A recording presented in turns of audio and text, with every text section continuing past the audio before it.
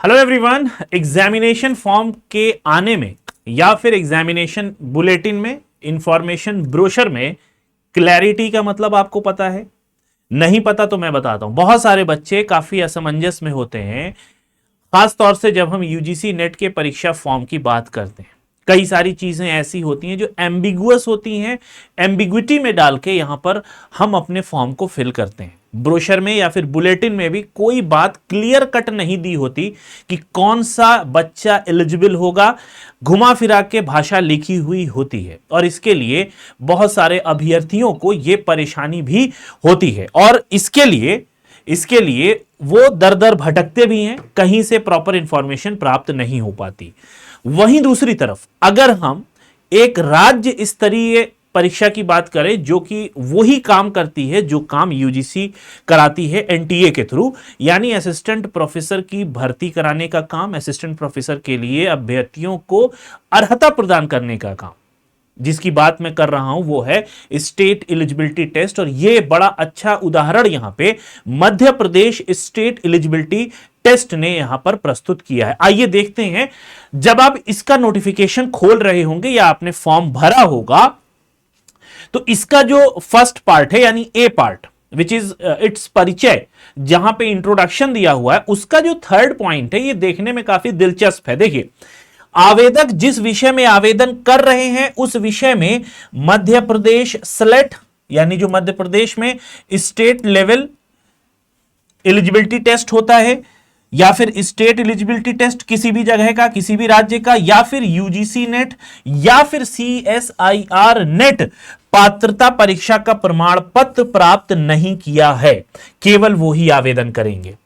अगर आपने UGC net की परीक्षा पास की हुई है किसी XYZ सब्जेक्ट में, या फिर आपने CSIR नेट से कोई परीक्षा पास की हुई है वही सब्जेक्ट जो यहां पे है, या फिर आपने for example Maharashtra state eligibility test same विषय में पास किया हुआ है, इस तरीके का कोई भी एग्जाम अगर आपने पास किया हुआ है, उसका सर्टिफिकेट आपके पास है, तो आप MP सेट का फॉर्म नहीं भर सकते। ये यहां पर क्लियर इंस्ट्रक्शन दे दिया है। ये उन्हीं बच्चों के लिए है, उन्हीं अभ्यर्थियों के लिए है जिन्होंने कभी भी इस परीक्षा को क्वालिफाई नहीं किया है।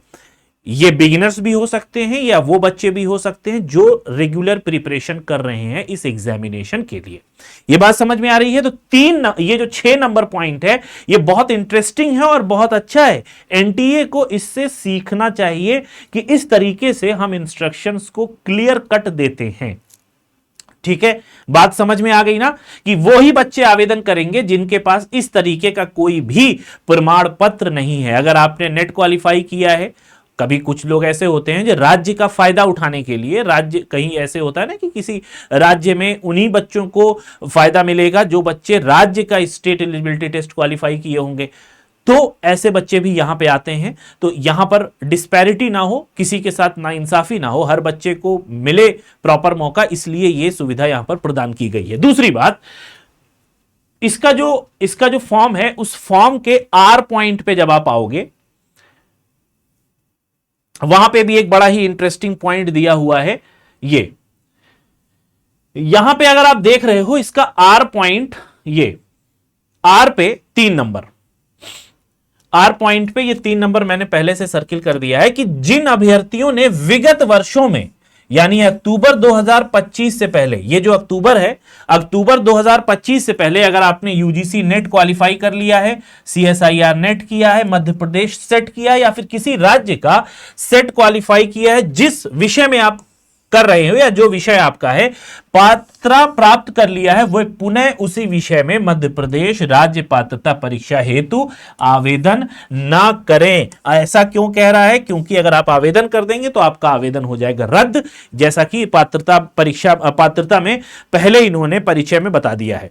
तो अगर आपने फॉर एग्जाम्पल अक्टूबर 2025 से पहले आपने मान लीजिए Maharashtra state eligibility test qualify किया हुआ है, उसके बाद फिर आपने एक बार बैठे और आपने यूजीसी भी क्वालिफाई कर लिया, तो आपके पास ये 2 प्रमाण पत्र होंगे, तो आप यहां के लिए एलिजिबल नहीं होंगे। कुल मिलाके ये फ्रेशर्स के लिए है या उनके लिए जिन्होंने अभी तक कोई परीक्षा ऐसी इस लेवल की क्वालिफाई नहीं की है।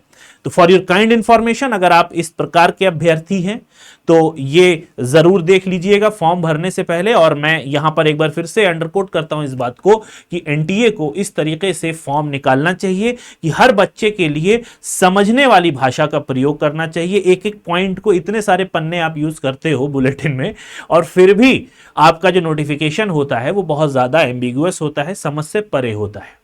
ठीक है, तो ये थी वीडियो। आई होप कि वीडियो आपको जरूर अच्छी लगी होगी।